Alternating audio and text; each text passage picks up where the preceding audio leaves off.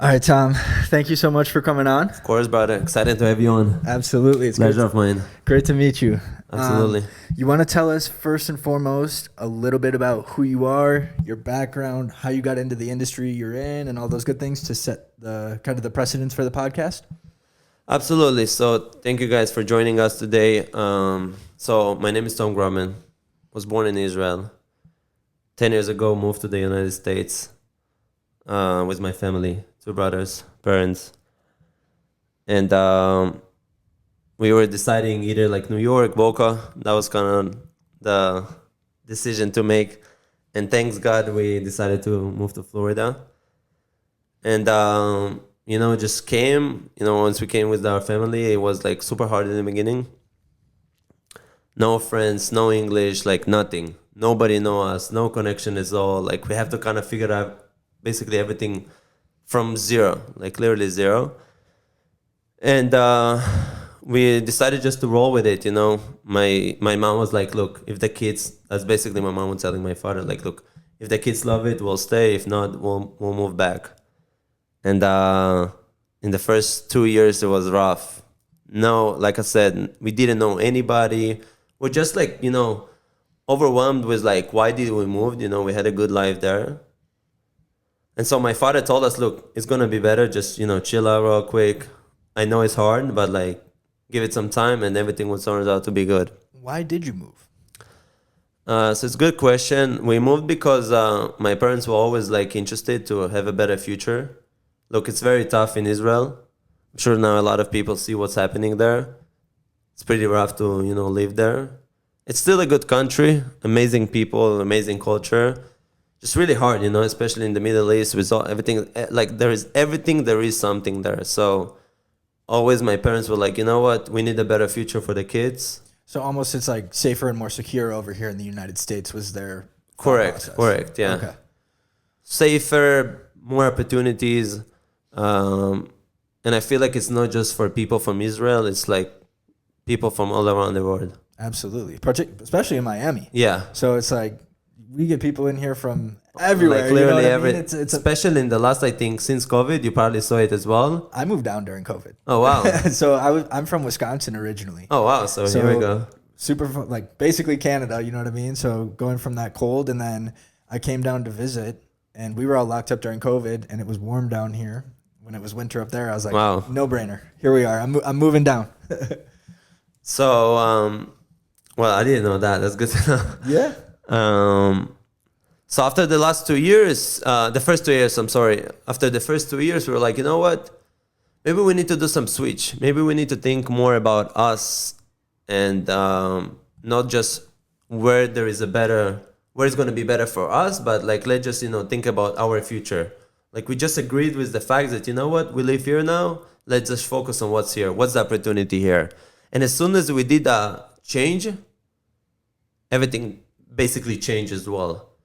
I was starting to see, okay, what else is there? So obviously I joined the basketball team. I love basketball. I used to play basketball as a teenager also in Israel. And every day I used to just like, that was my love, like basketball every time. And so I joined the varsity team in the high school in Boca. How tall are you?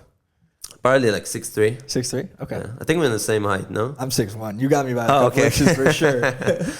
My girlfriend's almost as tall as us. She's 6 foot. Wow. Which is good. Absolutely. Yeah. Hey, my range for dating women was between 5'10" and 6'1". So yeah. Anything below or out of there, yeah. wow, I'm you not gotta interested. Have the range. Absolutely. You gotta pass those good genes on.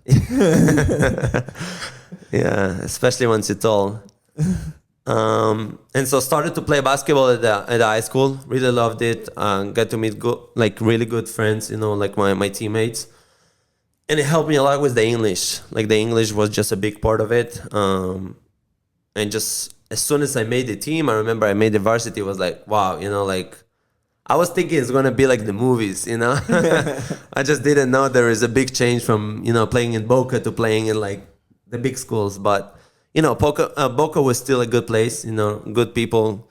And so it felt like, kind of like the second home for us.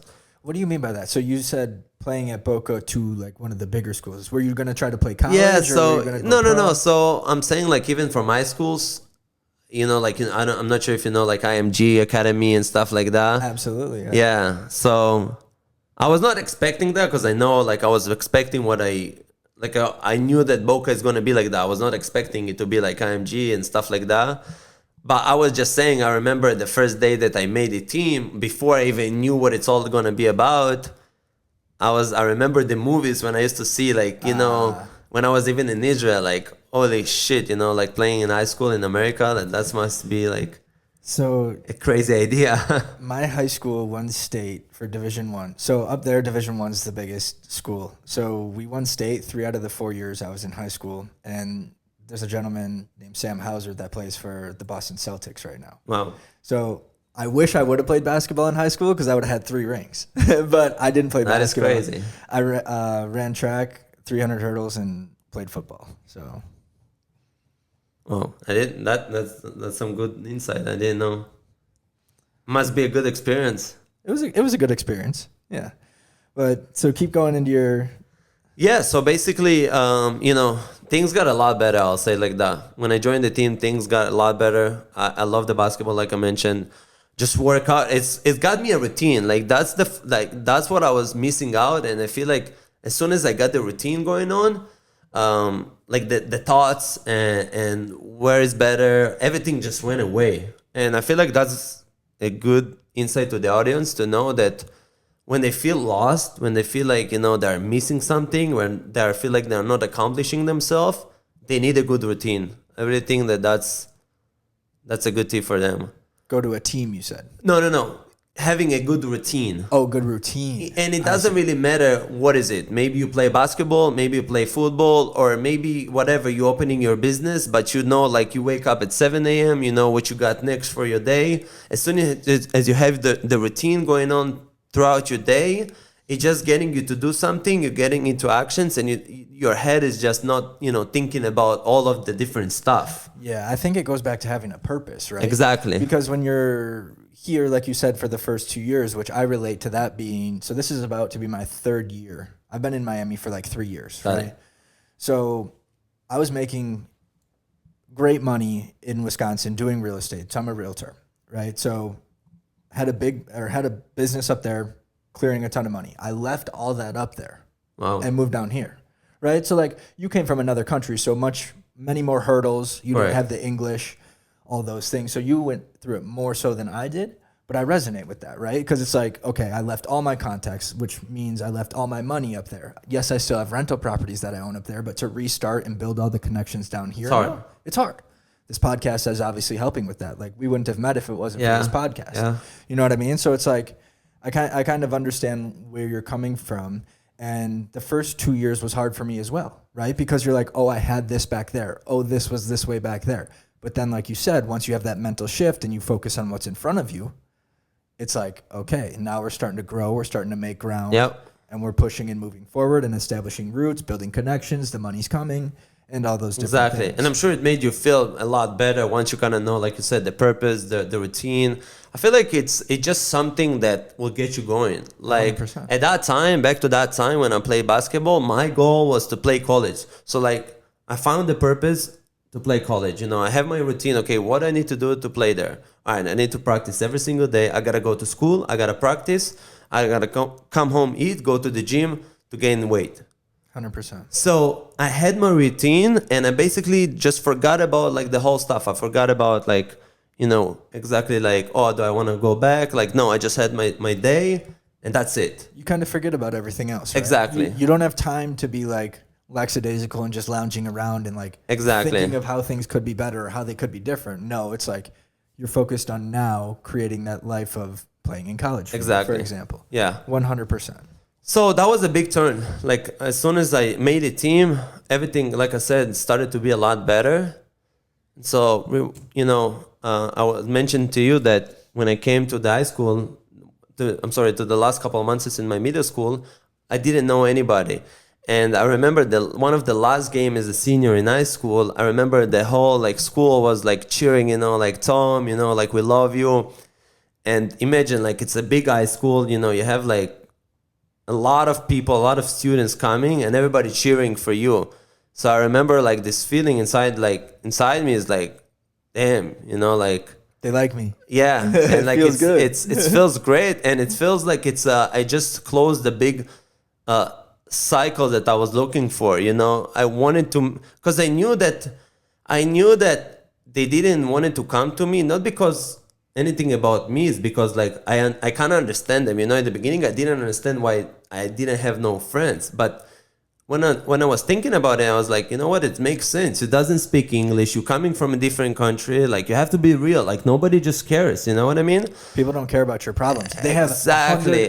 So, like your problem in that case was, oh, I don't have Friends. I maybe don't Yeah. have friends. I want to fit in, but behind the scenes, somebody else might be having parents that are going through divorce. Exactly. Or maybe they got diagnosed with cancer, or their Exactly. brother passed away. Like, until you're kind of let in and opened up to, I feel like everybody has their own problems. Exactly. And we forget that. Oh yeah, We forget that's that a big 'cause point actually. It's like we sit here and we're like, oh, why don't they care about me? Why didn't they do this? Why aren't they helping me build my business? This, that. Like, they have 100 million other things going on that we don't even know about. And if you think about it, dude, like the school got thousands of students or whatever, a couple of thousands, and you're just another student. So that's also 100%. You're just another student. yeah. Exactly. That's how everybody is. And that's also what we can learn. And you know, it happened to me when I was in high school, but it could happen to people that, you know, just join a work or just join a big firm and they're getting treated like they're just one of them. And you know, have to make an impression, provide value. Exactly. Like, And by you getting on the court, now you're providing value. You're an entertainment for all these people. Exactly. So it's like, oh, let's go. Like, that's your value. Exactly, and I agree with you 100% because I think it's back to what I learned from Grant. Actually, we'll talk about him in a second. Is what I got was attention, and attention 100%. was the missing part. And attention was the biggest part for me from getting to unknown To known. to known. That's 100% true. And that's how crazy it is in every aspect in our life. And that's what people need to understand, how important is attention. Without the basketball, I would never got the attention that I was deserving, that I want to get. And without the attention, I would never got the friends. I would never got 100%. everything I wanted from this high school experiment. 100%, bro. It's interesting. So, do you know who Gary Vaynerchuk is? Of course, yeah. So I love him, right? His new book Great is guy. called Day Trading Attention. Yeah. Right? And his big thesis is like, attention's the best and biggest asset on planet Earth. Because if you have somebody's attention, they're listening to you, you can sell to them, you can do all these different things. Now, Grant Cardone ties into that too with all of his marketing and stuff. It's like, we all are fighting for attention as business owners every single day. Because like in my case, there's 700 million realtors in Miami. I'm fighting for a little piece of your attention, whether it be social media or in person with the events I hold here, whatever it is. Like, that's what's going to make us do business together. So it's an interesting thesis. I haven't read Gary's book. Have you read Gary's book? No, I actually I have it in my my room, just sitting there. It's purple with a yellow. Yeah. I got it cheap somehow. I think I clicked on some link and it, you know, they offered me for free. So I was like, I love Gary. why not? Yeah, great guy. I actually saw Gary a couple of times in a couple of events here in Aspire in Miami. Where's the Spire? So Aspire is a great organization. Also for the audience to know, they do a lot of different events all around the country, and their goal is to also help a lot of entrepreneurs with social media, day-to-day, you know, obligations, and they're doing an amazing job, bringing a lot of great speakers. That's interesting. Yeah, I'll have to look into that. Okay, so you saw Gary at Spire. Saw Gary and Aspire, but let's wait for that real quick. Let's kind of rewind because you wanted to know my story. So after I finished high school, remember I told you the goal was to get to college. So I actually accomplished my goals. I got a couple of offers to pay like D2 and NIA, you know, like all those stuff. And you know what? I realized like, look, I'm not gonna be in the NBA. I'm not gonna be in the EuroLeague.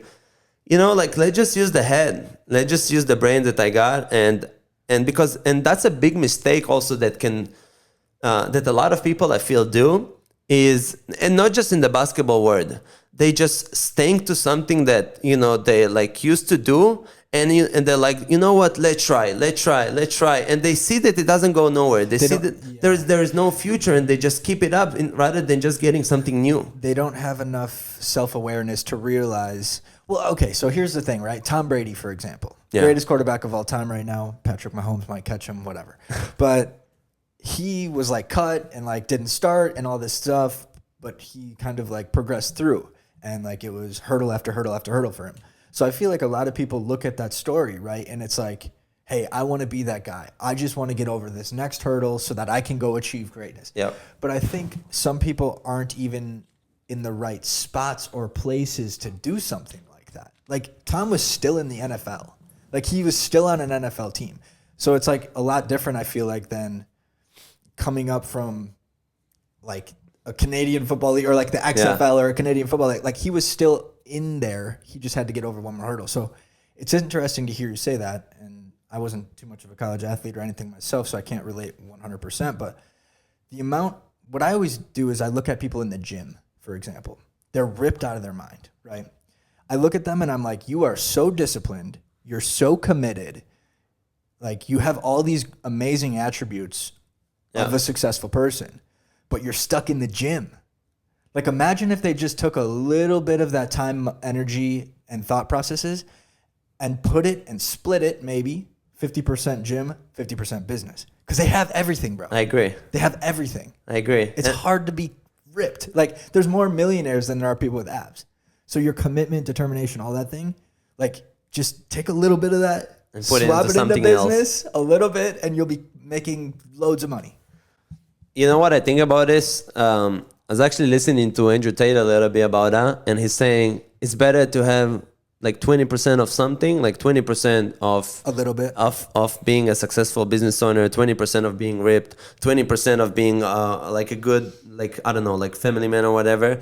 But it's just good to have like a little bit of everything, just like you mentioned. You rather be 100% in a lot of things, like all together, than just 100% in just at the gym or with nothing else. Yeah, exactly. Dude, it's the hardest thing in life to be well balanced.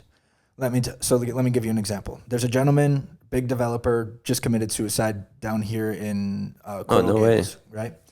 Is it like well known? Super well known. It was all over the news, but super loaded, like tons and tons of money, but hated his wife. Or him and his wife hated each other. Do you mind telling his name and just? I forget his name. I just don't know his name. But like everybody is missing something.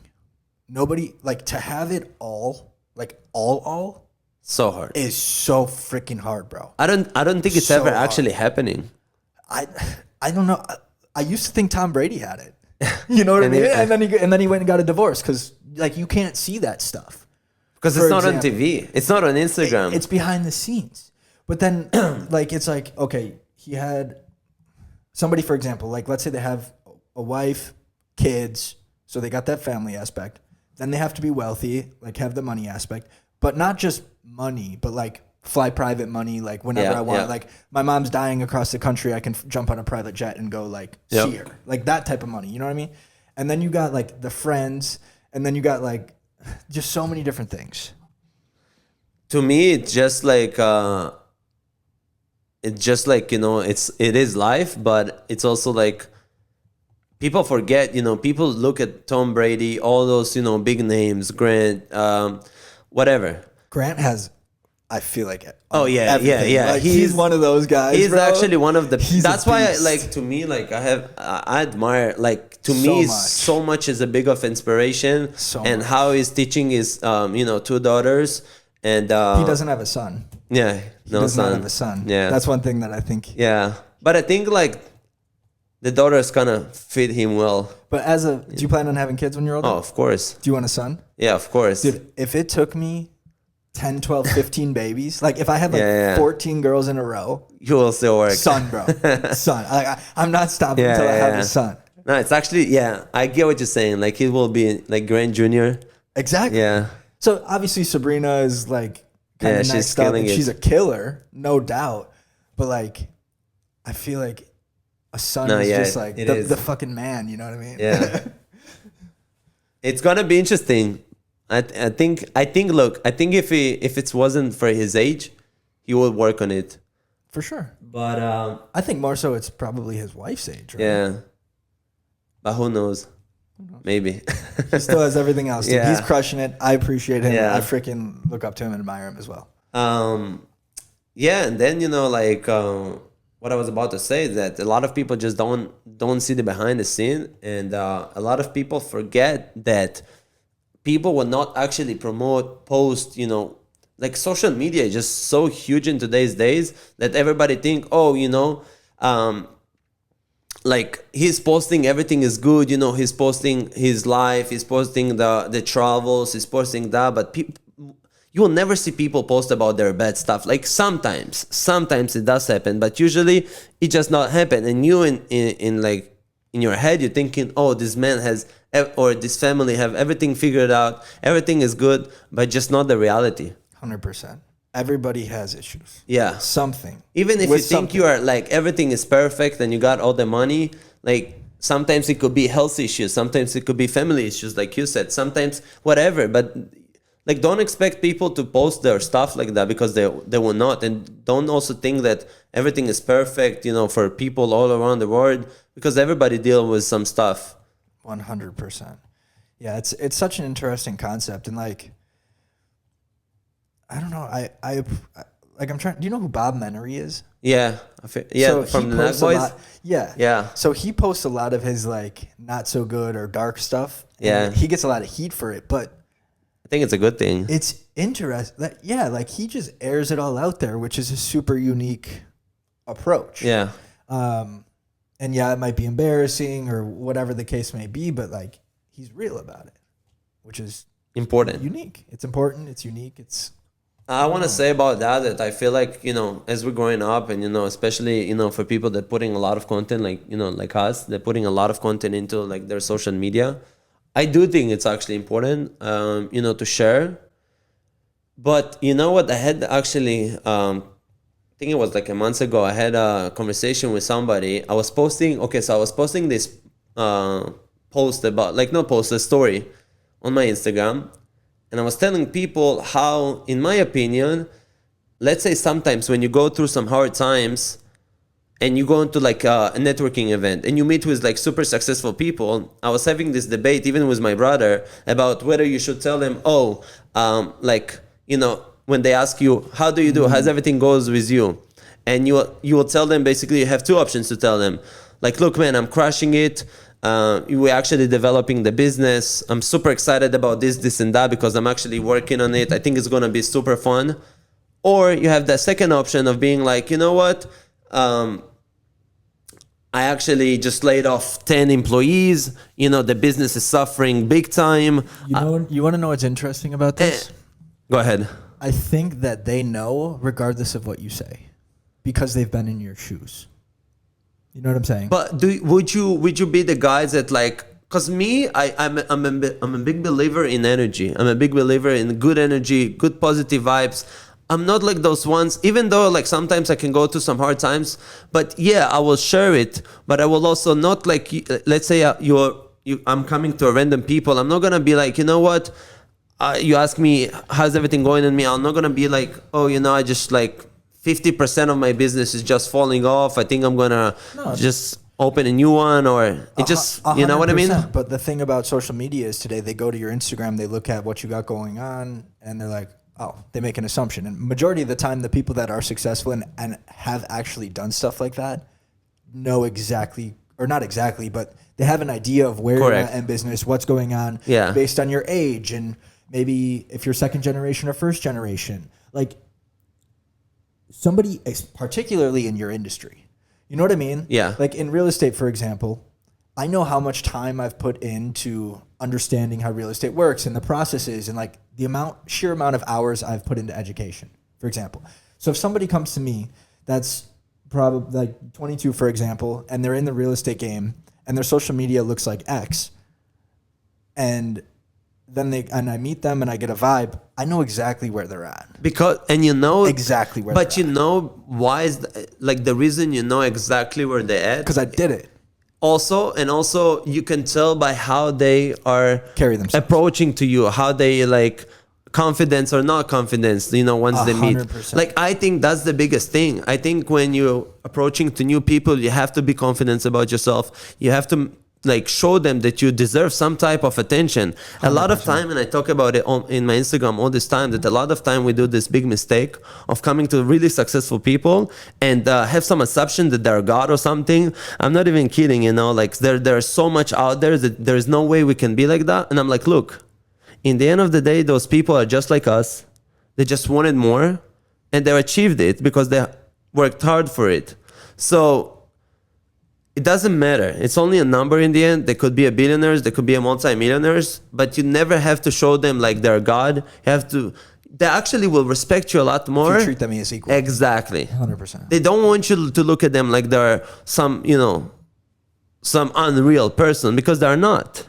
100%. They're just like you. They wanted it more. They worked super hard for it, and they gave it all they got. 100%. Back to the question that you asked, which I think is a very interesting question, is do you confide in somebody and say, no, my business is falling apart, I need help? Or do you say, no, everything is going great? So it's so interesting. Dude, I remember, trust me, when I upload this, I got like both sides. I was like, do you agree with me or you disagree with me? And I got people got so mad at me, and I got people like, cheering on me, saying, you know what, I agree with you. But, one of the things that I want to, before I answer your question, one of the things that I want to emphasize is the importance of not being afraid to talk about those situations, to talk about, like, to give people your opinions. A lot of people, they're just too afraid, not want to talk about stuff that are actually interesting to them, just because they're afraid of people talking badly about them. And in the end of the day, we have to remember, like, there's no perfect, nobody's perfect. And those situations are actually getting us to be even better, because nobody knows there's no perfect way. Path. Yeah, exactly. There's no perfect way, or path or whatever. But you just have to kind of, play with it and see where it goes. So back to your question, I think it's, like I said, I think it's all about your confidence, about your energy. So let's say your business does go down, but you're still believing in your business. I will never say like, oh, you know what, I'm crushing it down. Like everything is smoothly, but I will also tell you, like, look, the business is going down. I think we just laid off 50% of the company. I'm done with it. Like, I don't want to deal with it. Like, no. So in that situation, let's say somebody's going through a hard time with the business and they meet somebody who can help them. What I will say is, look, I am actually super excited to where I'm going with this business. I have a lot of big goals, but currently we just struggle with this and that. What do you think should I change, or what do you think should I do to maybe get it better? But you see, I'm still confident. I'm still showing them like, look, I'm actually thinking this is going to be it. Like, Yeah, you're not saying you're going to quit or give up. Exactly. I'm coming from a whole different strategy. Like, look, I'm a big believer in it. You should actually listen to me, because this thing might, like, I don't know, change the world. But maybe you can help me. I need help in this and that section. Yeah, and I think the big thing for business owners in the position that they're in, when they're up here, for example, and have big businesses and are worth millions and millions and millions of dollars, they want to help us. Exactly. And that the reason being is there's a selfish reason behind it. It's because we will then talk about them. Like we mentioned Grant and Gary Vee. A couple of times in this podcast. You know how good that marketing is for them? It's amazing. Insane. Guess what? It's free for them. Guess what? It's attention for them. Correct. So like they want to provide that value because they know on the back end that's coming right back around to them. I think people that have a ton of money, for example, know that it follows those who help. So it's again, it's just an interesting topic, an interesting dynamic. And I think a lot of people approach it like, no, everything is great. Like da-da-da-da-da. Like they're just like all cheesy and happy and like deep down don't inside, be they're, also like, like too stupid for that. You know what I mean? Like don't fall for just, but say it in a way where it's exciting. That was my point. That was what I was trying to tell in my Instagram. Like, look, never show weakness, like show weakness, but also turn that weakness into something strong, into power, because what I learned is that strong people, they like to do stuff with strong people. You know what I mean? So yeah, you can be weak. Sometimes you really go through some hard times. But in the end of the day, people that looking to collab with you, they're looking for somebody they can trust. They're looking for somebody that they know, like, look, I might invest in this business. I might, take this guy on my lead. Like I want somebody that's gonna be fighting. I don't want somebody that's just gonna quit. So I know some people that will only work with certain people if they tell them their failures in business. They don't even care about what's gone right in the business, right? They'll just be like, hey, tell me your deepest and darkest moments in business and how you push through them. And maybe it'll be like 3 things, but that's the only thing they'll say, tell me. And I'll be like, okay, walk out the door. Like I've had an investor come to me and be like, tell me the 3 biggest struggles you've had in your business. I said this, this, and this. He's like, all right, I'll get back to you. I'm like, wow, that's the weirdest thing that's ever happened to me. Like he didn't ask, because he obviously knows and sees all the good stuff via social media and like by going to my website and like all these different things. So like everybody has the good things on display, but he was like, the only thing I care about is the failures. Go. I was like, da da da da. He's like, click. I was like, all right. Wow. It was crazy. And he ended up investing, but I just thought that was a unique approach. Is like, okay, kind of cool. Interesting. So see, there is so many, like that's the other thing I wanted to say to the audience. There's so many people, you'll never figure it out. You are never like, there's so many, you'll take 10 different people. They all have their own minds. They all have their own opinion about stuff.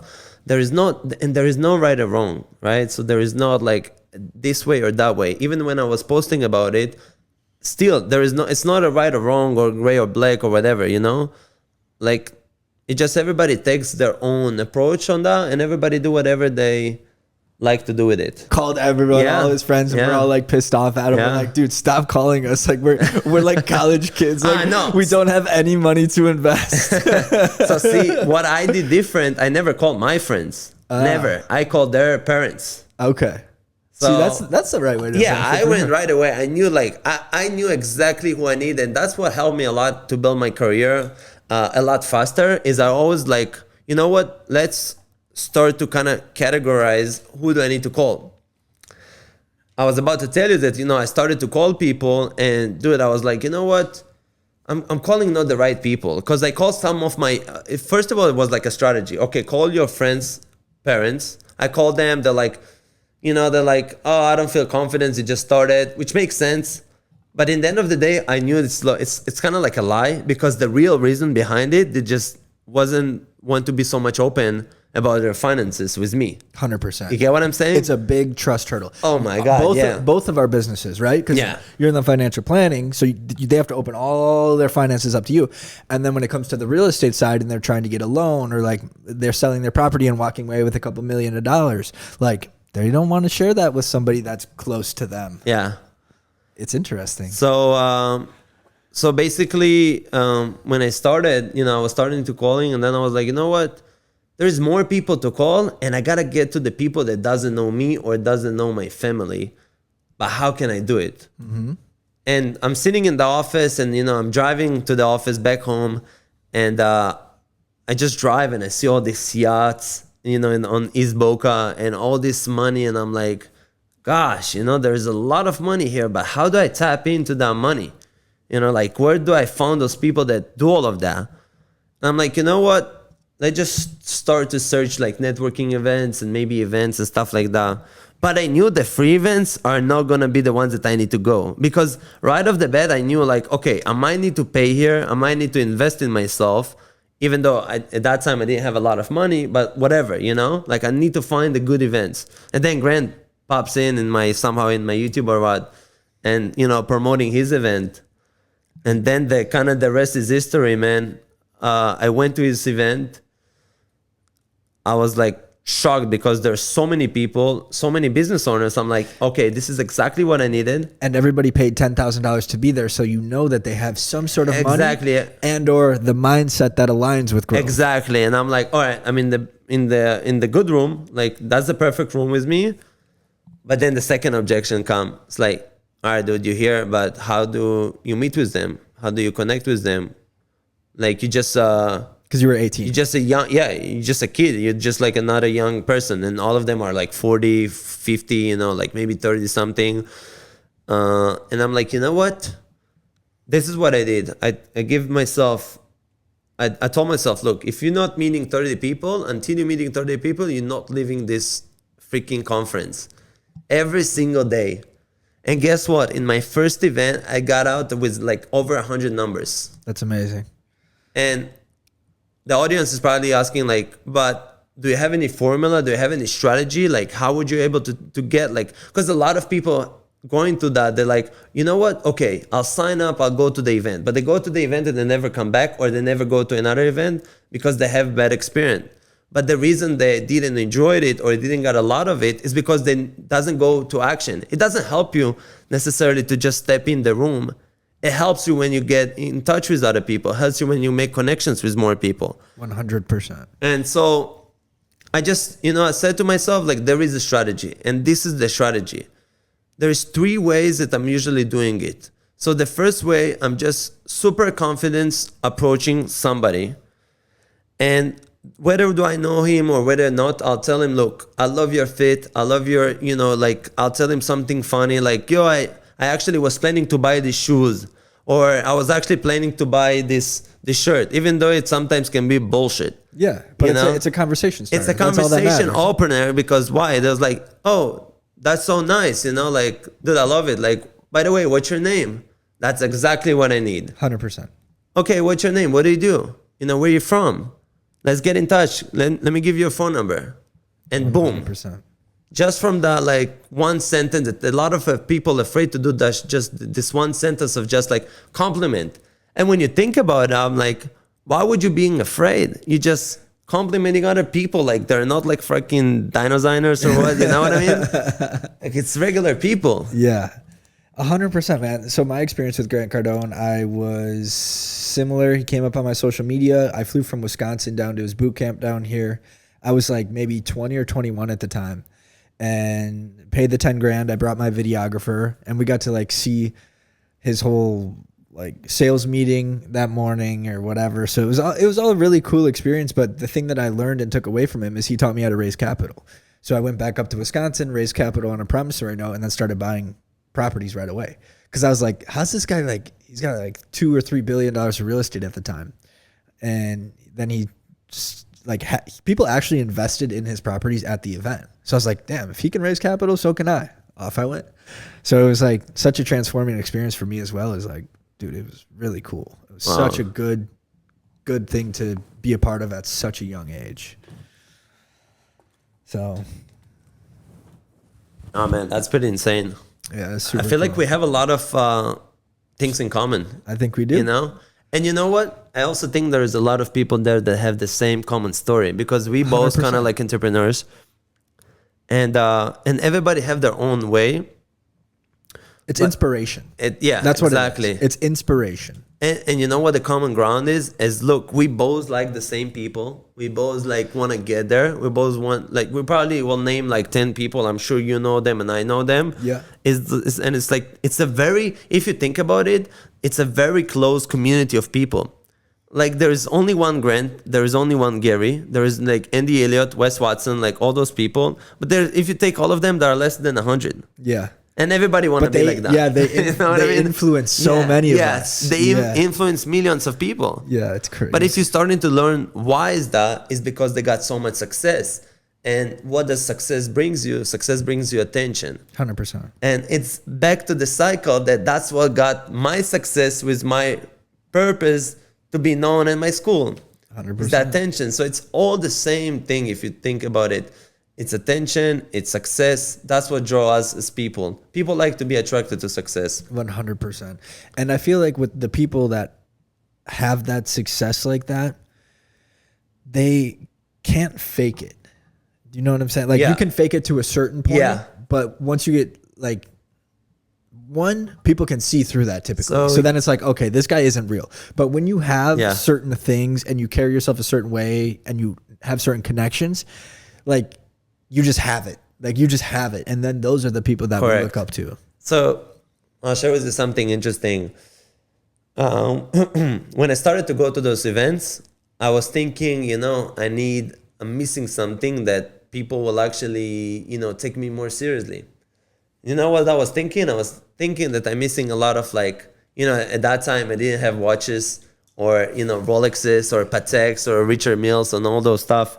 And I was thinking in my head, you know what? If I don't have it, nobody's taking me seriously. Or if I don't have this, shoes or whatever, nobody's going to take me seriously because I'm not there. And you know what I realized? That it's actually never about any of those stuff. The only place it's actually helping you is like maybe when you go into a restaurant, you're trying to impress like girls or whatnot.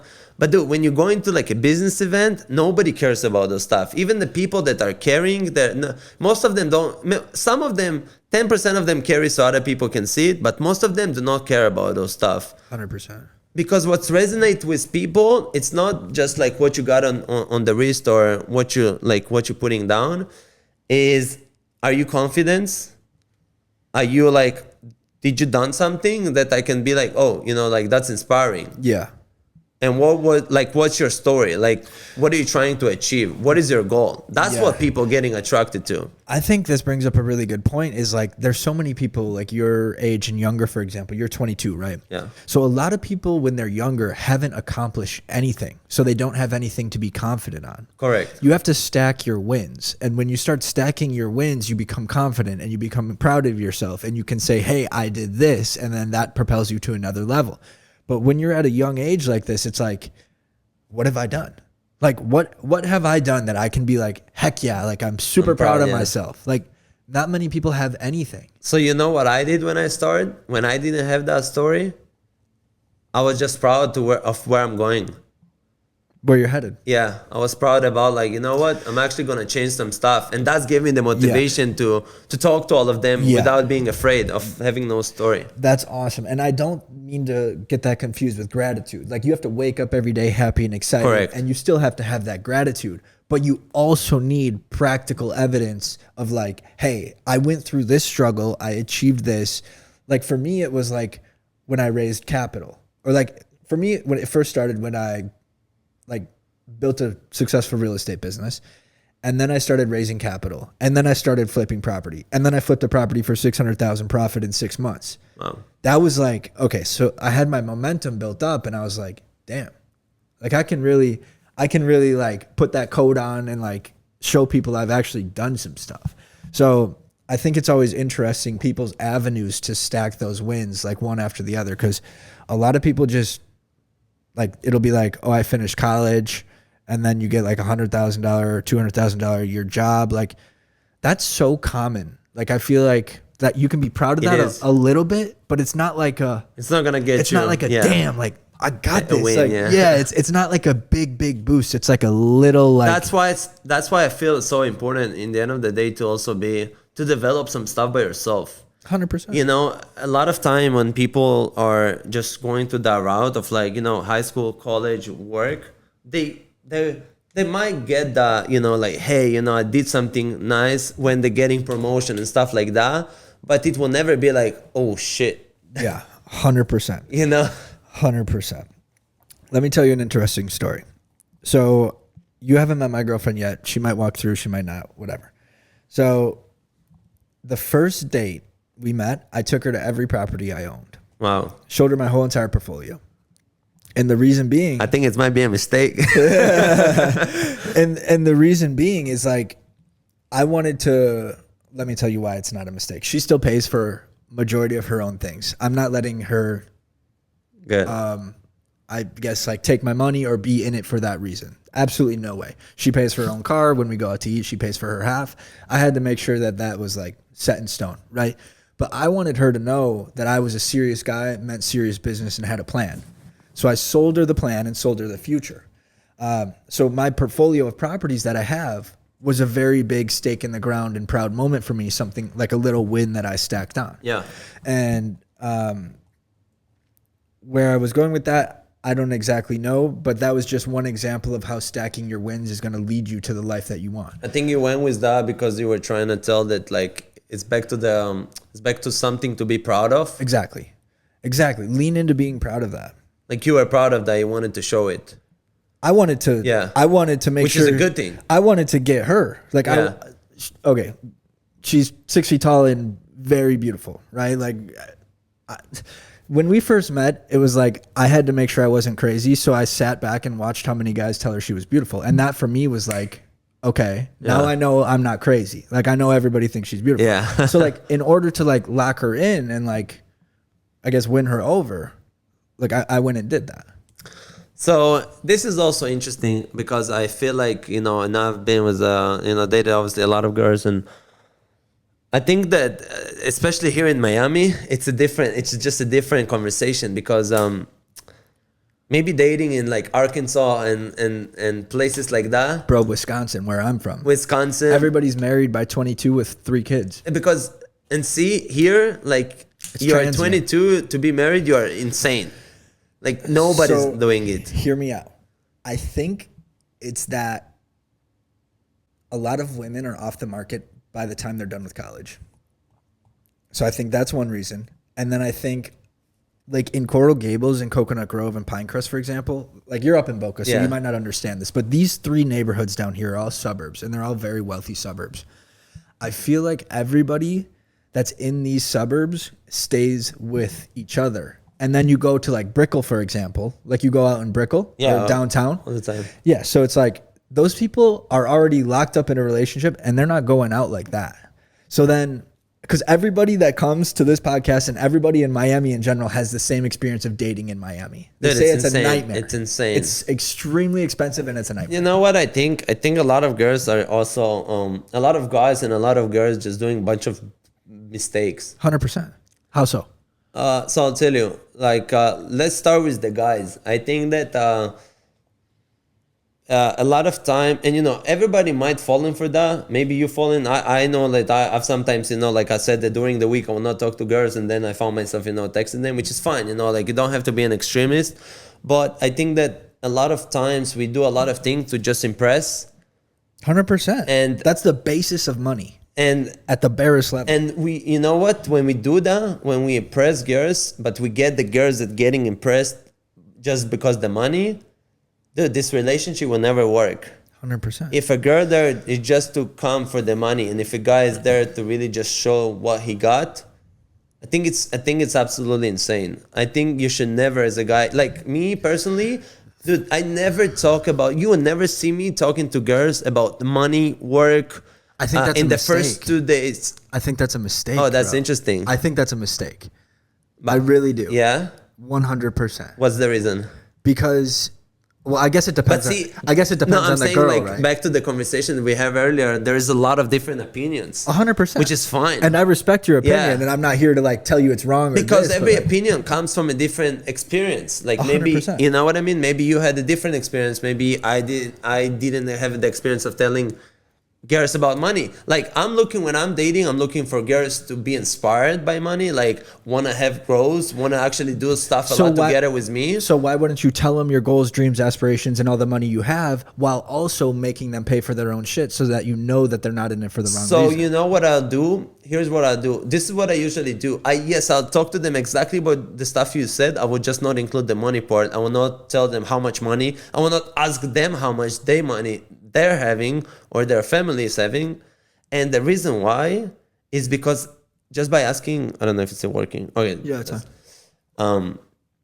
The reason why is because let's say you're a girl and I'm asking you, you know what, where do you see yourself in 5 years? What is your goals? But just by her answering to me, I already know like how much money she got, what's her goals, Sure. what's their dreams, like where she's standing. I don't need more than that. You know what I mean? Sure. So some people, like maybe some people that are like me out there that can ask the right questions and get the right answers, they don't need more than that. I don't think I never asked how much money she had, or I asked her what her goals were, but I was like, hey, how much? I never said how much money do you have, and how much money do your family make? have, or anything like Okay. that. I just showed her what I had, because I needed her to be like, damn, like he's got his shit together, and like this man will make me feel safe, secure, and he'll have this beautiful home for us and all those things. So I'm trying to do that without even saying. Like I want them to just fucking tell them, bro. No, but you know what? Like here's the thing, man. Because it does can get to the point where the girls is like with you because of that, and that's why you make them pay for their own shit and do their own, like buy their own car and like all those so things. for me like obviously first date, of course, like I'll pay, you know, second date, you know, like, but for me it's more about the actions. Like just for them to ask me, hey Tom, like what do you do, like where do you see yourself? And when we have this conversation, like the answers that I'm gonna give them is gonna inspire them. And that's for me more than telling them how much money I make, all those stuff. Sure. I understand. Maybe it makes sense, but yeah. It's about the inspiration. Yeah, to me, I want to about the make them inspiration. inspired, and I want to be inspired by them, and I want them to be inspired by me. Okay, so you're 22 in your last year of college, right? Yeah, last semester. Last semester, sorry. Okay, last semester. So you're about to graduate. Now, you're at FAU? Yeah. What's the dating scene like there, for example? Like, are there still a lot of, like, I guess, high quality females that are single, or are majority of the high quality females taken already? That's a great topic. I mean, I'm happy to dive into it. I'll tell you this: before I went to college, I was thinking with my friends to maybe go to a frat, and then we thought about it. We're like, you know what? We out of that, and like, no way we're going. This is not how we want to do. We wanted to start our entrepreneurship, goals, and we knew it's going to take a lot of our time. Not productive, just going to a bunch of parties, not super interesting, at least for me at that time, I love partying, but I love partying, at the good places. I had just, like house parties. I would like to go to like Live, we went to my birthday for Kiki on the River. We took a table there, Fable, whatever, all those good places, like that's I like. I don't like to go to like just random kid house and, pack it with like 300 students. I'd rather have it that way. Yeah, I'd much rather party at like somebody's house instead of going in public. See, I think why is that is because like you are American, like I'm not an American, and I came to here seeing also that because I was in high school here and seeing also the other part, and I'm like, you know what? That's interesting. I'm enjoying the other part because I didn't graduate college, and I wish I would have joined a frat, and I wish I would have graduated college. So like we're like the complete opposite. That is insane, which is crazy. But I'll tell you why. I mean, I just I see the frat boys, I see all of it, and I'm like, you know what? They're just drinking all day. Just working out. A lot of them are working out. That's what they got to do. But that's pretty much it. I mean, I don't see more than that. Like. Do you see that the connections and the bond that they have together with each other kind of similar to your basketball team? I do see it. And then the proximity of the sororities. I do see it. I do see that they are super connected with each other, great friends with each other. Some of them are even probably going to do business with each other in the future. We hear those stories as well. Like Mark Cuban also was a big one like that. But to me, it was just like, you know what? Because my goal when I joined college, I was like, you know what? By 22, I want to have my career set already, at least start, like big time. You know what I mean? And that's what I achieved, thanks God, like now I'm happy where I'm at, I've done a lot of stuff. I'm not near where I want to be, but, I'm getting there, which is I'm excited about. But to me, I was like, you know what, if I go to a frat, I'm just going to start right now. And I didn't want that. Sure. So how many years into your business are you? So I really started like to be kind of like, by myself, entrepreneur kind of thing, like 4 years ago. 4 years ago. Yeah. As soon as I got, when you were 18? Exactly. As soon as I got out of high school. Okay. The first day, I said to myself, you know what? I'm done with basketball, and I started. So you've been working the whole time through school? Yeah. All the time. So I just got out of the military. I did training 2 months ago. Oh, wow. Thank you for your service, brother. Yes, sir. My brother was also in the military. Yeah? Yeah, in Israel. Awesome. Yeah. That's amazing. It was such a cool experience. But now they're paying for my college, and I'm actually starting to take courses again online. Oh. So I'm like working during the day. So that's interesting that you're going to college right now. Because if you're asking me, I don't know. To me, like, I feel like that we can have this conversation about college.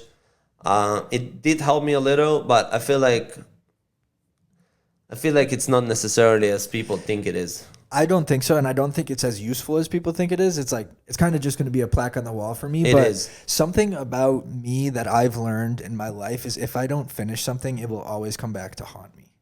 So I have to finish. So that's what people are telling me. Like, bro, like finish. Like, I swear to God. So you started it? I started it. I went for a year and a half and then dropped out and then got into real estate. And I like why all my friends are in college going to frat parties and stuff. I'm like, dude, I just bought a duplex. Like, you guys have to look at investing into real estate. So see, you did the right thing. You like, I did it right. You kind of started to developing yourself at a young age. Correct. I did it right, but also there's a piece of me that feels like I missed out on the connections. Like if I was in a frat, how many friends would I have and build business with them and do all this stuff? Like, yeah, I'm quote unquote wealthy and have a lot of equity and like all these things, but it's just like, why not finish? Like, why not just finish what I started? Even if it's not useful or anything, it's just like another notch that says, hey, like, I have this or I did this. I don't know what it is. The Army is super heavy on education as well. That's why they pay for it. But there's a lot of people in the Army that are like 45, 50 years old that have been in for 20 years and they have their doctorates because the military pays for it. And like they'll go, so we go 1 weekend a month. It's like they'll be engineers, so making 200,000, 300,000, whatever it is. But they're also just going to school. Like, why not? I don't know. It's interesting. So it's interesting. I'll tell you, I think, you know, like the Army is a good thing. I'm not like Army is a good thing. I feel like it just that here's the thing. People go to the Army, you know, like obviously, you know, kids just finished like 18, you know, they go into the Army. I feel like they just need to think before they go because they need to accept that it's going to take them the time after the Army. Because you finish Army when you're 21 and then you need to accept that It depends. Okay. Like I'm reservist, right? So like I just go 1 weekend a month. Oh, You okay, don't you don't have to go like active. I would I would never suggest going active. So I was thinking you're talking active military because my brother was active military and my parents was active military in Israel. So I know it's like 3 years. Don't you have to do it in Israel? Yeah, you have to. For how long? 3 years. Yeah. Okay. So the Army for us is like way different. Like you can either go active and it can be your full-time job, or like what I did in this case, I went to training for 5.5 months and now I just go 1 weekend a month. Oh, you still go? Yeah, I go 1 weekend a month. What you do? Like I go 30 minutes south of here and then I just do like a training for the weekend and then I come back up. But like there's no real commitment. Training like gym training and stuff like that? No, like they're jumping out of planes this weekend. So we're going to probably be doing something with parachutes and oh shit, like that's cool, documents. Bro. Yeah, and like shooting and stuff. I don't know. It's cool. But it's not like active like you're talking. Yeah. Okay. So I was thinking talking about active. Yeah. But so go on with so it's you mentioning 3 years in and then afterwards you were talking about time. Yeah. So you mean like when I started, like reference me, what are you talking about?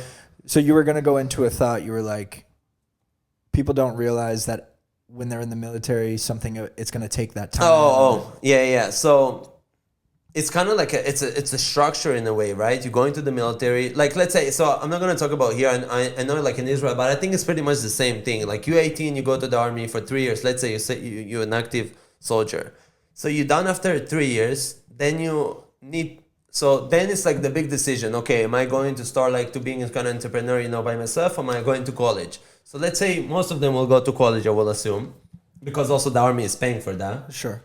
So they go to college. They probably, you know what I realized, they probably will take some time off before they go to college. Look, they just finished 2 years of Army, so they'll take sometimes might be an year of doing nothing, basically, like just enjoying, maybe going for a trip, you know, being with the family, going over the US, half a year to a year. And then they'll go to another 4 years. So they finished 22 to 21 to 22, I'm sorry, they're like enjoying themselves. And then 22 to 26 already, They're in school. They're in school. Yeah. And 26, they're like, okay, I'm just new to the marketplace. Like, I need to figure out the connections. Meanwhile, another guy like maybe me in a situation that I'm like, okay, you know what? I've been in for 4 years. When you started your school, I'm already kind of set with the career. You know, I know what I'm doing. I know what I like. I know where I'm headed to. So there is no right or wrong. They're just like, you need to accept. You just have to notice. Exactly. This. Yeah. I feel like here's also a big problem that a lot of college students are doing. They will go and get a degree in something that is like, oh, you know what? My parents told me it's good. Or you know what? my best friends took this degree. And then after 4 years, they're like, you know what? I don't even like this degree. There's no way I'm going to work in this department or whatnot.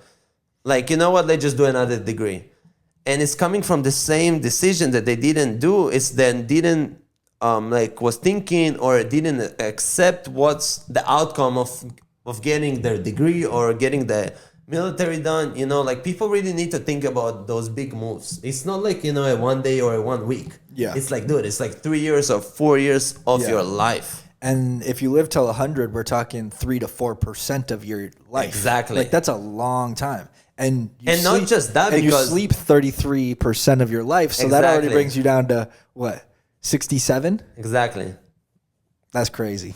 And you know what? It's not just 4 years, because I think it's more, because in 4 years, okay, you're done with college, but you need another like a year and a half or at least two to really find yourself doing something, you know? Yeah, to build. Yeah, to build. Exactly. Even if you're an entrepreneur, it will take you time. Or 100%. even if you go to the college route, getting a job done. So it's actually 6 to 7 years. Yeah. If you really think about that. So Yeah. are you okay with giving away 6 to 7 years and being, it's already not just that, also it's a different age. 100%. Now you're talking about being 28, 27 versus 22, 21. Yeah.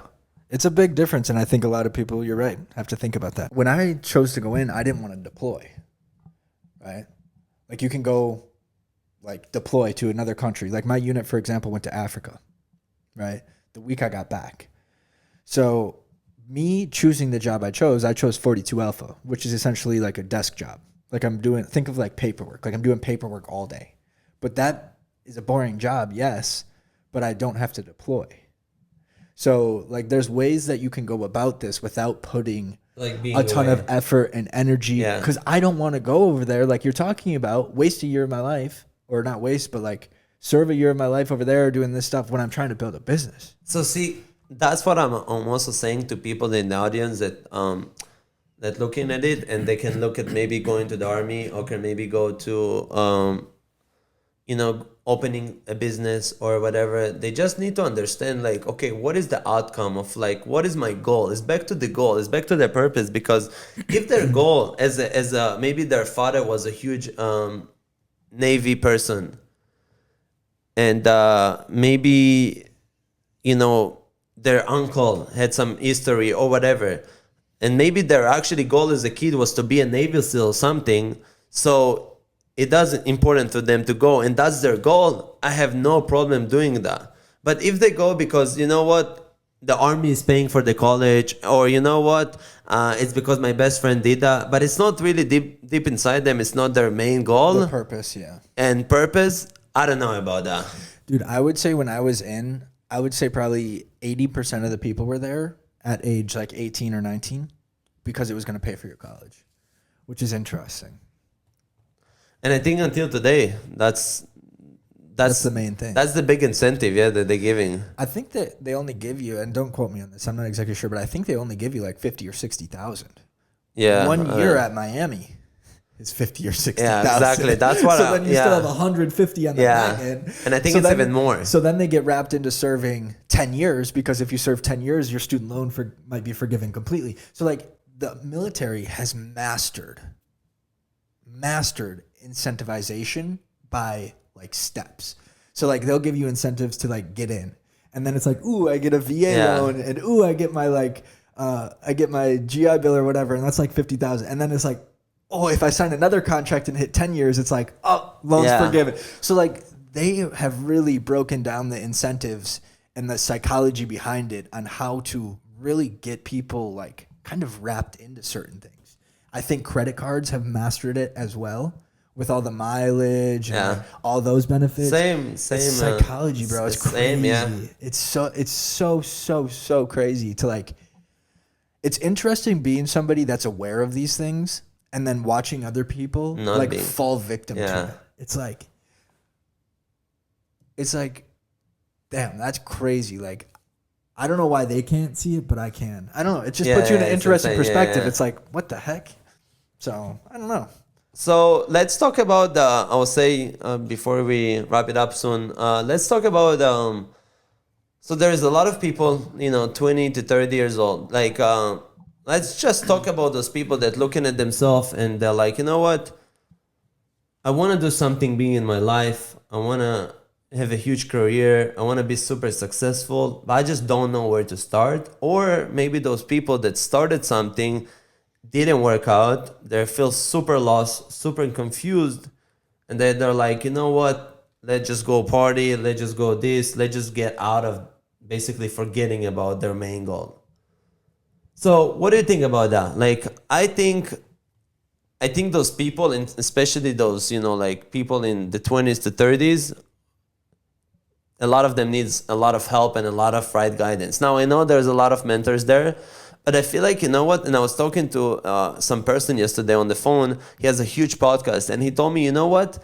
A lot of time people actually will take advice from people like us rather than Grant Cardone or Andy Elliott or some people because they cannot resonate to them. Like, they're too far too ahead. big. Yeah, it's too big. They're not even there. They're like, you know what, bro? Like, just tell me how you got to where you are today. So, what's some tips you want to give them? I would say nothing good happens for 3 years minimum. And even 3 years, nothing good is going to happen. Nothing great is going to happen. I think that you have to work for 5-7 years before anything even starts to come to fruition. Like with this podcast, for example, bro, you're episode 14. Like, I have like 72 followers on the podcast page, right?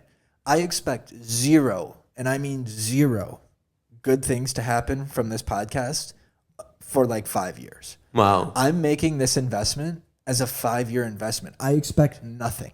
Like, I'm dead serious. Like, I expect zero ROI on this podcast. And let's say my goal is to hit 100 episodes in 20 weeks, which is 5 episodes a week.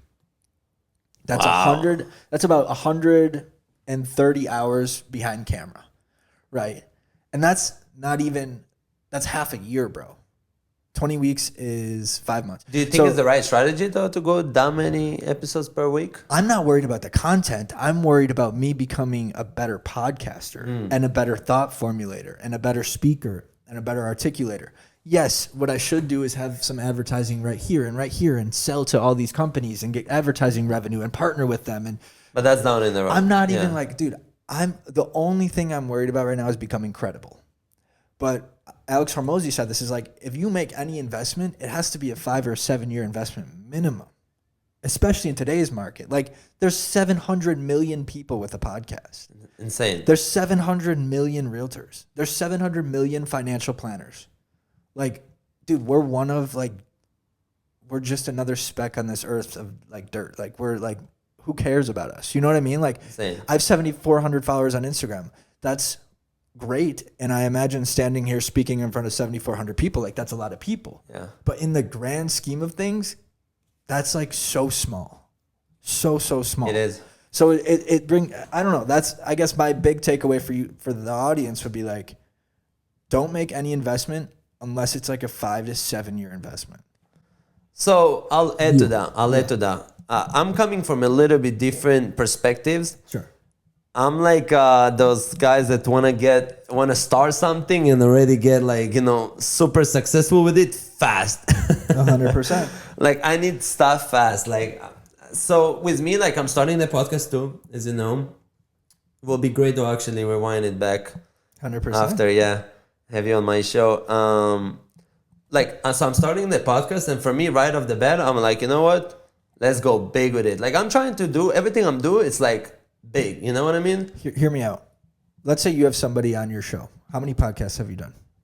So I'll tell you, I don't know if you can call it a podcast, but I've done a lot of like live on IG show. Which How many interviews like, have you done like this?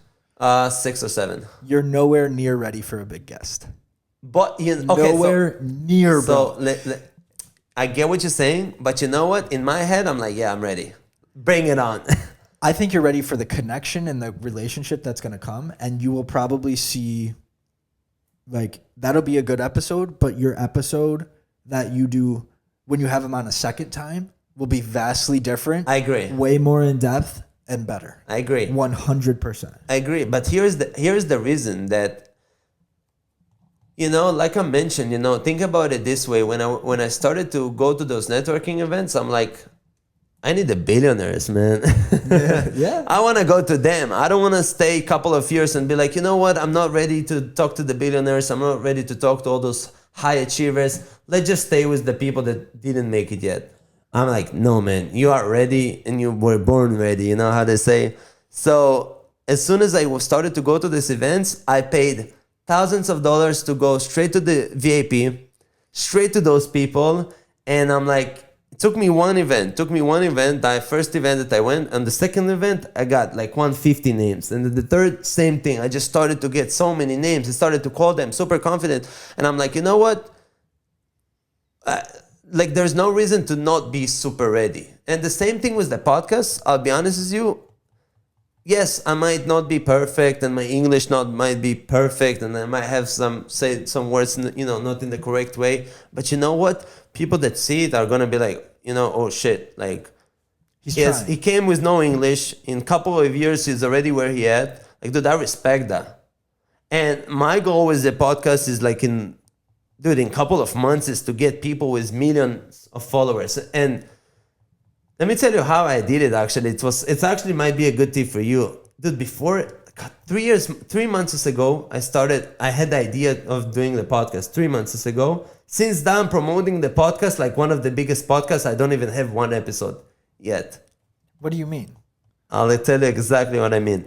3 months ago, I came up with the idea, and I'll tell you exactly who did I took it from. 3 months ago, I was like, you know what, Tom? You're starting the live on IG show where I bring people. And I'm like, you know what? I need to monetize it. So I started to, I'm starting to tell people, you want to be on my live show? You got to pay. So all of a sudden, they're asking me, okay, what's the price? I'm like, you know what? Instead of 600, I'll do it for this number. Or instead of 1,000, I'll do it for this number. And was all like, because even, Grant's saying price is all made up. 100%. And you probably know it as well. The market, whatever the market will Dude, pay. it's all fucking bullshit. Mm-hmm. So back to the live IG show, I was like, you know what? Let's just do something more serious. Like IG show is great, but let's just do a podcast maybe so we can bring the bigger influencers and the bigger people to more like, more serious room. And the podcast idea came 3 months ago. And since that, every time I go out, I'm like, dude, I would love to have you on my podcast. Dude, my podcast is going to be huge. I'm going to have a lot of great people. I didn't even sign up nobody, but I'm just like exposing to the world. Like, dude, my podcast is going to be huge. I have to get you on.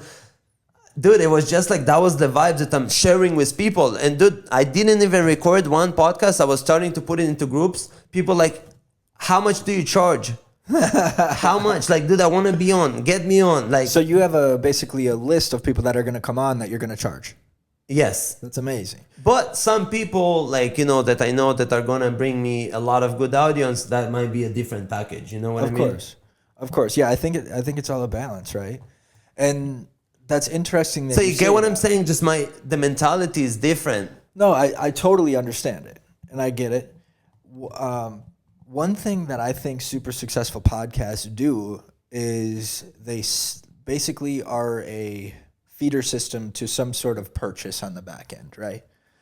I think that's a really good way to monetize a product or a podcast. For example, you got Ryan Pineda, who does the flipping stuff. Then you have Brad Lee, which is dropping bombs, and he does Lightspeed VT. That's his business. So they all build this podcast and then funnel it in as a lead generation source into some sort of like sell or proposition or something, right? So like for you, it's going to be, this is my podcast. Let me be your financial planner? Not necessarily. That's not my goal with that. My goal is actually to connect people. And the real goal behind this podcast is like something that I was always passionate about is success. And that's why I call it Tom Talk Success Show. Because I want to get people, the super successful people, to talk like, why are you successful? What is it about you that made you successful? What is your story? Like, dude, you went through this, and that. How you were able to go? Like, how would you able to make this millions of dollars? How would you able to make a company worth billions of dollars? Like, why? Why you? Why not your brother? Why? Like, for real, those questions that like there is something behind them, And a lot of time, I feel like in podcasts, I've been listening to a lot of podcasts, and a lot of time it just like, everybody's, like you mentioned, everybody, they're offering their service, offering their companies, just talk about what they do. And to me, it got to the point where, you know what, it's not actually interesting. I'm trying to learn here. So I think that this podcast that I'm going to do is going to be a huge learning for all the audience. It's going to be learning for me. I'm going to get an hour with successful people to learn from them. The audience will be learned from my questions. And I just think it's a win-win situation to everybody. But it will give me a lot of more connections, which is something that I'm always been passionate about, always think it's a good way, because again, remember, you know the sentence, it's not about who knows you. I'm sorry, it's not about who you know, it's about who knows you. 100%. And I'm a big believer in the sentence. That's interesting, bro. Well, so what's the name of that podcast going to be? Tom Talk Success Show. Tom Talk Success. And when is it coming out? So next week I'm going to record the first episode. First episode next week. That's amazing, bro. Yeah. Where are you recording it? So I got a couple of places that I'm in touch with. The Move is good one. HQ Content is good. That's how I found you, by the way. Yeah. So how I found people to come on this podcast is I go through those social media accounts and I'm like, oh, they're obviously interested in podcasting. So you look for people who follow them? Absolutely. Wow. And that it's worked great, right? Because and you're looking for people that like live around or what? Here's the thing that I offer that they don't. You have to pay for their space. This shit's free. Yeah. Like, it's not the greatest setup, but it works perfectly. Good, yeah. It's a great entry podcast, which is where I'm at, right? I'm like 17 hours behind camera. This is a free space. You got a house here, all this. So it's not like you have to come out of pocket to I guess, build your confidence or get this content out there, which is interesting. So you see, this is back to a little bit ways that again, there's no right or wrong. I'm trying to figure it out. You're trying to figure 100%. It out, you know? I was like, you know what, I'm always done. Like, I'm always been the guys that like, let's say for my birthday, my last birthday was in Miami. I was like, you know what, let's go big. So we took a table in Kiki on the River. We took a table in Fable. I'm not like, you know what, let's go. I'm not like this, you know, like, let's save here, let's do this. If you do something, just go all the way. And that's why I started to book those places that I feel comfortable about my show. I feel comfortable bringing a lot of great, successful people to there. So 100%. And you don't have to have any of the equipment. But there is no right or wrong, you know. It's 100%. Your stuff is amazing. Their stuff is good. I think, like you said, the main thing is that you just get started. Exactly. That you just like jump to the pool. Yeah. It doesn't matter how you do it. Just like we're recording on a phone. Yeah. You know what I mean? Like, how crazy is that? Like, everybody that comes through is like, dude, you record on a phone? This is like ridiculous. But yeah, I just think it's important to get started. Yeah. Any other big things that you want to drop? Do you want to like... Is there anything burning that you want to talk about? I think we talked about a lot of good stuff. I think we talked a lot about a lot of good stuff. I think what I'm trying to give to the audience is about my message that I'm trying to put lately is like the importance of go big. You know, like just do great stuff. I'll tell you, when I started to post on social media and use social media and just, you know, share my day to day and even took my camera. I remember when the first time I took the camera and started to, you know, film myself, dude, I was shaking. Like real shit, you know, nobody talks about it, dude. I was like, you know, I was not scared in a way, but it's like, you know, like it's like not embarrassed vulnerable. to, it's like, you know, like, dude, like everybody's gonna be like, yo, what the heck is Tommy's talking about? Like, who do you think he is, you know? 100%. And as soon as you like get it out and you're not like thinking about when I stopped, it's back to the same thing that happened to my life. Like it's all kind of back. The moment I stopped thinking about Israel, where is better, things got better. The moment I stopped to think about, yo, do I care about how do I look here? Do I care what people say? Like things get better when you don't care. 100%. You know? Lots to unpack there, man. So I know that a lot of people like still are not even comfortable posting on social media. So it's oh my God, a lot, man. It takes a lot to come and do a podcast like this, for example. So I applaud you doing this at 22 years old. Like this is amazing, right? Just time behind the camera, the confidence, like being able to formulate thoughts and opinions like that. Like so many people are just not at that point in life where they're even willing to put themselves out there like that. And I mean, as society turns to social media more and more and more, people are going to have to adapt or it's over.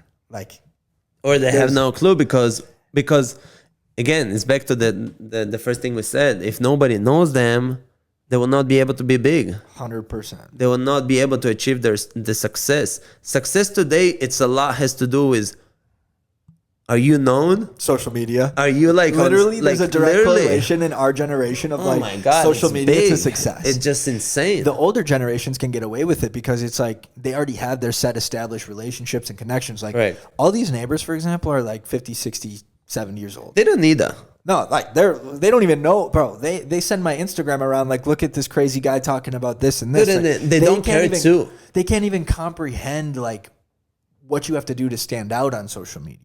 It's like such a different Oh my world, God, bro. it's insane. It's so like hard. such a different You grab world. it. You're competing for attention with millions of creators. So you have to do and say crazy things, or Even it like doesn't billions. work. You know, it's like all insane. around the world, Bro. billions. It's so crazy. It's such an interesting. So I think I think my goal is, to like, I want to be kind of somebody that like, like I love your story, and dude, like I learned this from that. Like, dude, I remember, and I think we can edit in that.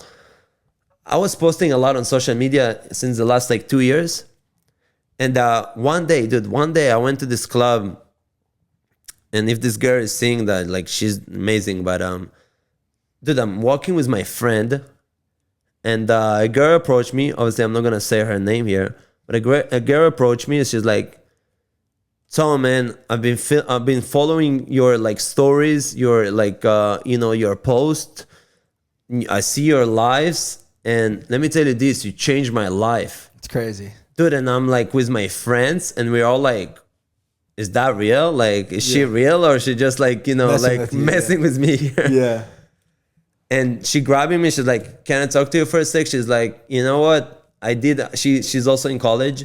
I did a lot of, I was not surrounding myself with good people, did a lot of stuff that I'm not proud of.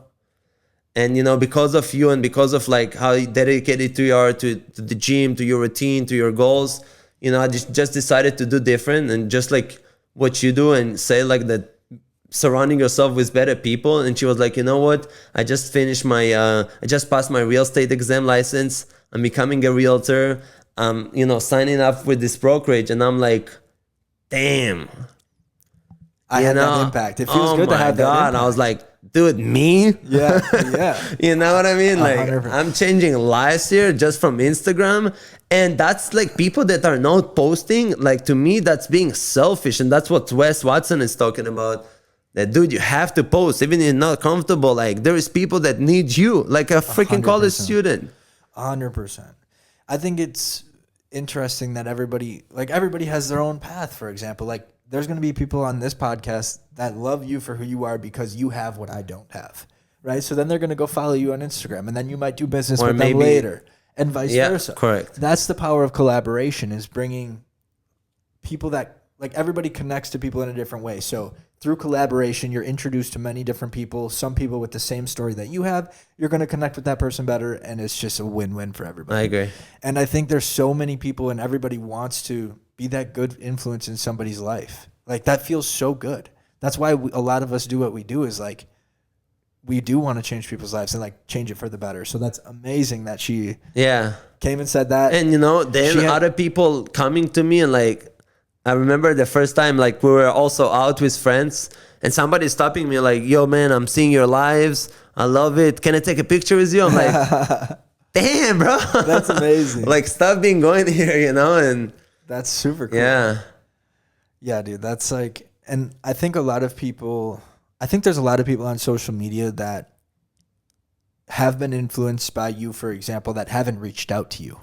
But they're a lot. But they're influenced, and they just internalize it. Maybe they don't like your post or comment on your post, but they're still have been influenced in an amazing way. I'm sure it's a lot, because, and you probably have those, and you see the people that see all your stuff. You see, like, sometimes when you pull up the story, you see the people that are daily there to watch you. All the time. All of them are, love your stuff. That's why they watch your stuff all the time. So I agree with you 100%. But back to the audience, I feel like if you guys know anybody that you love, trust, inspired by, like, make sure you reach out, like, don't be afraid. There is not a reason to be afraid. It's just like I was not afraid to go to those, like, high achievers and, high net worth people. I just realized, like, it's going to be weird. It's going to be, but go with it, like I'll figure it out. Like sometimes I'm like, what should I say to them? How should I approach them? Like, I'm just like, you know what? I'll just walk. I'll figure it out. You know what I mean? 100%. Like sometimes you have to like throw yourself out there. Absolutely. You got to figure it out as you go through. Yeah. Like just go. 100%. By the way, thank you so much for hosting me. Absolutely. Make sure you guys follow him. What's your Instagram? At Alec Mancheski. Yeah. And I'll have at Tom Grobman. Make sure to follow both of our podcast, a lot of big things. And man, I'm excited to see, maybe to rewind like a year later from today and see like where your podcast is where I'm at, where you at. 100%, bro. But I think it's going to be big. That's the thing about this is the connections you get. Yeah. Thank you so much, brother. I appreciate you. Absolutely.